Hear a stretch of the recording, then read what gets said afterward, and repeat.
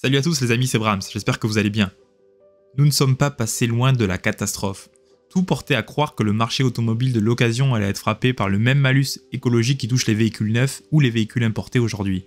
L'État français s'est ravisé en indiquant que certains types de véhicules seulement allaient être touchés. Je vous explique pourquoi c'est quand même inquiétant. Le 14 février 2025 dernier, une nouvelle loi de finances est entrée en vigueur indiquant que les véhicules d'occasion allaient être frappés par un malus écologique et ce de manière rétroactive en plus. Tout portait à croire que l'ensemble des véhicules d'occasion immatriculés après 2015 seraient concernés. Le 26 mars 2025 dernier, la direction de la législation fiscale indique que les véhicules d'occasion qui n'ont pas été taxés lors de leur première immatriculation car ils étaient en dessous des seuils de taxation pour le malus et en kilos pour le malus masse ne seront pas rattrapés à la revente par le durcissement des barèmes. Il est donc probable que la rétroactivité du malus ne concerne que les véhicules d'occasion ayant échappé au malus lors de leur première immatriculation en raison d'un régime particulier d'exonération. J'espère que je ne parle pas chinois, mais pour vous donner un exemple, lors de l'achat par une personne en situation de handicap ou par une famille avec au moins 3 enfants à charge, le véhicule neuf qui dépassait les barèmes de pollution a été exonéré de taxes. À partir du 1er janvier 2026, ce ne sera plus le cas. L'État français ne sait plus quoi faire pour diminuer le déficit et par la même chose fusiller le marché de l'automobile. Même si tous les véhicules d'occasion ne sont pas encore touchés, on voit que la législation fiscale se durcit à l'encontre de ces véhicules et que petit à petit, l'État grappille jusqu'à que les cas d'exonération soient de plus en plus rares. On voit que les véhicules importés de l'étranger sont soumis au malus et que désormais ceux acquis par des familles nombreuses également. Il y a de fortes chances pour que petit à petit, tous les véhicules d'occasion immatriculés à partir de 2015 sans exception soient touchés par ce malus.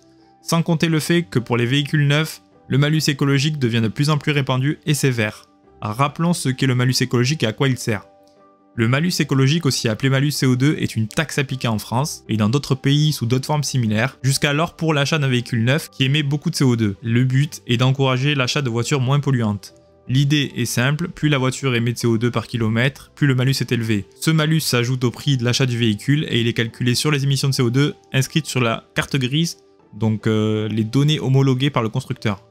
Une voiture qui émet par exemple 110 grammes de CO2 par kilomètre n'a pas de malus car on commence à 112 grammes. Si ça c'est pas chipoté, je sais pas ce que c'est. Une voiture qui émet 120 grammes de CO2 par kilomètre a un malus de 210 €, 130 grammes, 540 €, 140 grammes, on est déjà à plus de 1500 € les amis. Et à partir de 193 grammes, on atteint la limite qui est de 70 000 €. 70 000 €, c'est le prix d'un Porsche Macan. Pour le prix de 2 Porsche Macan avec le malus, vous recevez un seul Porsche Macan. C'est juste horrible. En 2026, le seuil d'émission déclencheur du malus sera abaissé à 106 grammes par kilomètre et le montant maximal de la taxe passera à 80 000 €, soit 10 000 € de plus qu'en 2025. Et en 2027, le seuil sera réduit à 99 grammes par kilomètre, avec un malus maximal atteignant 90 000 €. Mais le plus vicieux dans tout ça, c'est que des véhicules hybrides produits à partir de 2015 avec des batteries rechargeables, donc faisant un poids bien significatif, seront sûrement touchés par le malus écologique dû au malus lié à la masse du véhicule. Donc on nous fait acheter des voitures hybrides pour moins polluer, mais derrière on va nous taxer parce que ces voitures hybrides sont trop lourdes. Vous l'aurez compris les amis, tout est fait pour piéger l'usager. Voilà les amis, j'espère que cette vidéo ne vous casse pas trop le moral. On reste des passionnés d'automobile et on va tout faire pour continuer notre passion. N'hésitez pas à émettre des précisions sur ce que j'ai dit si toutefois je me suis trompé, à vous abonner, à liker et comme d'habitude je vous dis ciao ciao.